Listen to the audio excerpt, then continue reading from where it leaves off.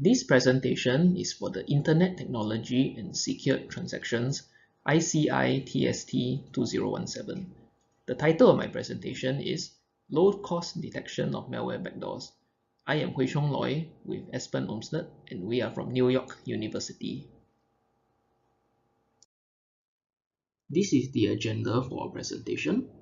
First, I'll cover the introduction of our project and its goals. Then I'll cover work related to malware detection by other researchers. I'll go into the research that went into developing this project as well as its implementation. Finally, I will go into the results of our project as well as perform a conclusion. Why are we developing this project? Cybercrime is on the rise, and even prominent cybersecurity firms such as Mandiant FireEye and Kaspersky Labs are not safe. In this 2015 report, Kaspersky Labs, an antivirus provider, has actually publicly admitted to hacker intrusions. In spite of this situation, many cybersecurity teams do not have sufficient resources to perform their tasks, as many companies view security as a cost rather than a minimum requirement for business. As such, there's a need for a cybersecurity solution to stop hackers that is practical, cost-effective, and does not require exotic tools or skills to implement. We target Windows for our solution. It is the most common desktop corporate environment. In this slide, we cover work from other researchers that is related to malware detection. In a review of the most commonly used malware detection techniques, it was found that most of them had inadequacies, the most prominent of which were high startup costs as well as a high false positive rate. In another paper that covered the effectiveness of machine learning in malware detection, it was found that while machine learning had a 95% success rate in distinguishing malware from benign programs, they also had a high running cost, as each program to be tested had to first undergo a binary examination, which would extract usable features which could then be used by the machine learning classifiers. This characteristic will make it cost prohibitive to run in a real-world environment. In a third report, it was found that malware could easily evade commercial antivirus software relatively easily. This is because these antivirus software are heavily dependent on signatures, and relatively minor binary code obfuscation procedures could render a flagged malware as safe for future scans. In this slide, we demonstrate our primary hypothesis, which is a better way to detect and disable malware. This diagram shows the situation when an organization has been infiltrated by hackers. Typically, the first point of contact for the hackers will be a compromised internet-facing machine. This machine will have a calling backdoor installed, and this backdoor will connect back to the hacker's C2 server for instructions. Via this backdoor, the hackers will have access to this compromised machine and will be able to run other hacking tools that have been installed on the same machine. To access machines that do not have internet connections, the hackers will typically install a listening backdoor on them and tunnel to these machines via the listening backdoor via the calling backdoor. As such, then the hackers will be able to run their hacking tools on these secondary machines. So now, imagine what happens if the calling backdoor has been disabled. The hackers will lose access to the internet-facing machine, and without that machine, they cannot run their hacking tools and cannot tunnel into the secondary compromised machines. As a result, all the hacking activity in the organization will have been stopped, merely by disabling the calling backdoor. Then you might ask, what is the best way to detect this calling backdoor such that we can disable it?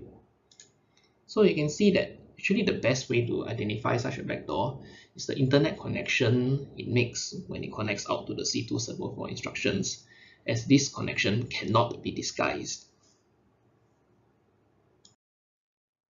With that, here are the concrete goals for our solution. We focus on determining if a particular PC is compromised. We do not concern ourselves with the cleaning up process, as this can be as simple as re-imaging the entire hard disk. Other than that, there's actually no way to guarantee that the PC is clean, and there's a whole different track of work in itself, and we do not want to get distracted. Also, the tools and techniques that we use for our solution should be commonly and publicly available. as this is meant to be a low-cost solution that can be used by everyone.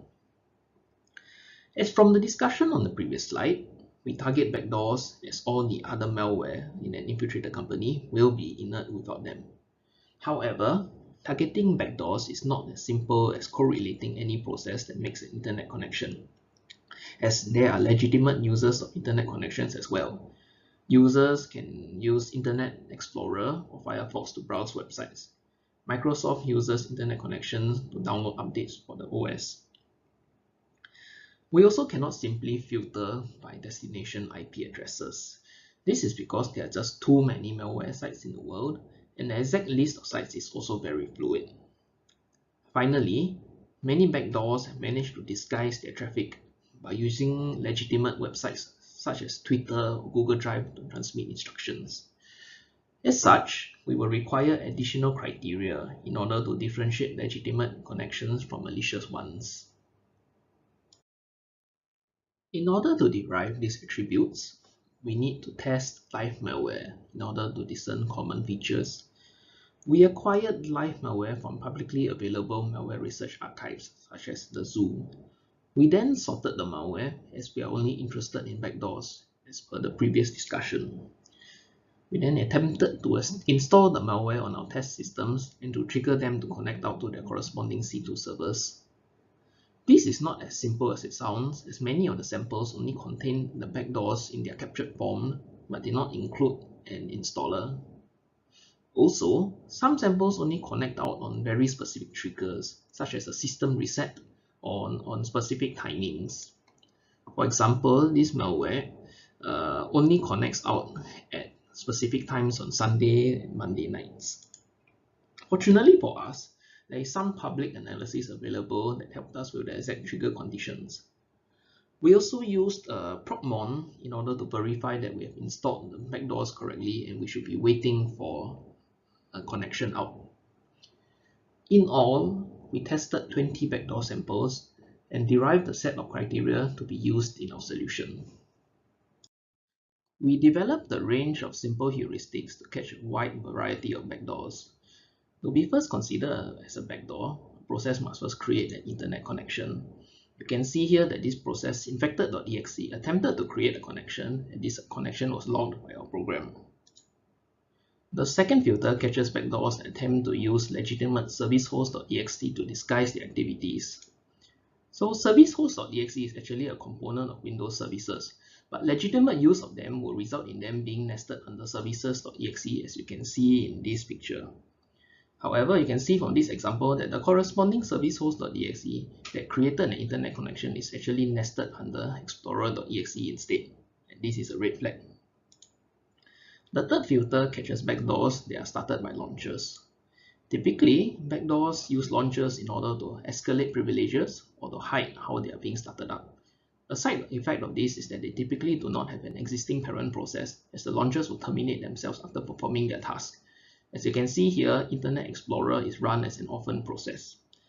One benefit of using this characteristic as a filter is that it effectively differentiates between legitimate processes being used for malicious purposes. For example, for a normal user who is using Internet Explorer, the process should actually be nested under explorer.exe rather than being an orphan process. The fourth filter catches backdoors that inject themselves into the memory of common Windows processes. This example shows that explorer.exe is actually making an internet connection out, which should not be happening normally.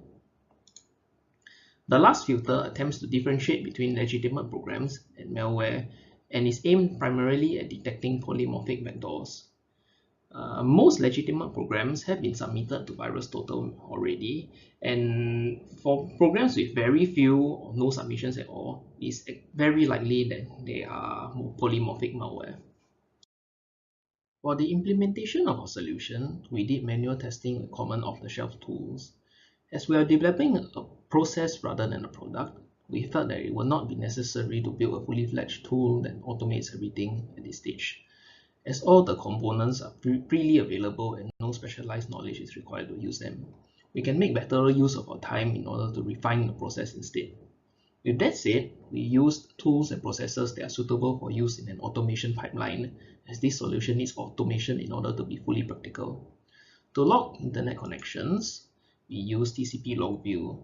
It has a low CPU usage and can be run indefinitely without affecting user experience. Many of our filters depend on finding out the parents and ancestors of a process. We found a Windows Management Interface command which can perform this task from the command line. To interact with VirusTotal to submit and receive data, there's actually a Python API available from the website. For a larger number of submissions, a paid account is available. One possible issue here is that it would be inefficient to submit identical files to VirusTotal repeatedly. One solution is to create a database of file hashes, and the system could check if the file to be submitted has already been submitted before via the database and thus reject duplicate submissions. With the filters and process firmed up, we also needed to test them again on other malware in order to show that the implemented solution actually works.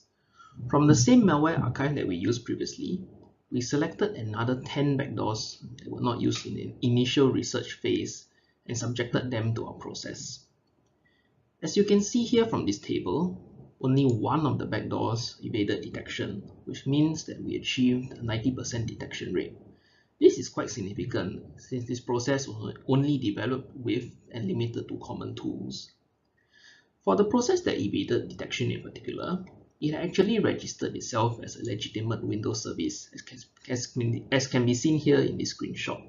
It is the service with the randomly generated name. And you can confirm this by looking at the corresponding entry in TCP log view, process ID 900, and inside Process Explorer, the process ID 900 service host.exe is actually nested under services.exe. This means that this malware managed to evade filter number 2 of our process, which was meant to catch malicious use of service host.exe. However, we also found a good example of our solution in action.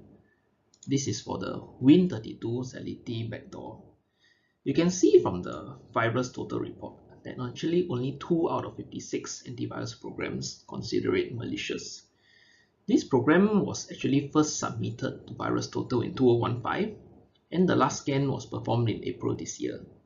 In all that time, antivirus companies have not managed to adapt their scanning processes in order to flag this backdoor. However, as can be seen from this screenshot, the backdoor had injected itself into Explorer.exe and used it to make an internet connection. This violated filter number 4 of our solution and would be flagged. Now we come to the conclusion of our project, which achieves the following goals. It manages to detect most malware backdoors, and even some backdoors that can be considered extremely stealthy, such as the Win32 Sality backdoor, as discussed on the previous slide. It uses common off-the-shelf tools and can be fully automated and easily implemented by simple Python coding to tie the individual components together. An unexpected side benefit of the solution is that cybersecurity teams will have more information in correlating anomalous network traffic.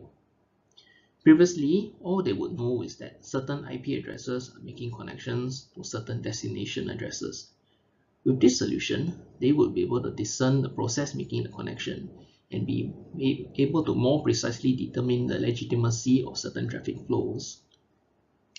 With that said, the project has 2 areas of improvements to look into. Right now, the solution is blind to backdoors that manage to install themselves as legitimate Windows services, as seen in the Black Energy backdoor case discussed on the previous slide.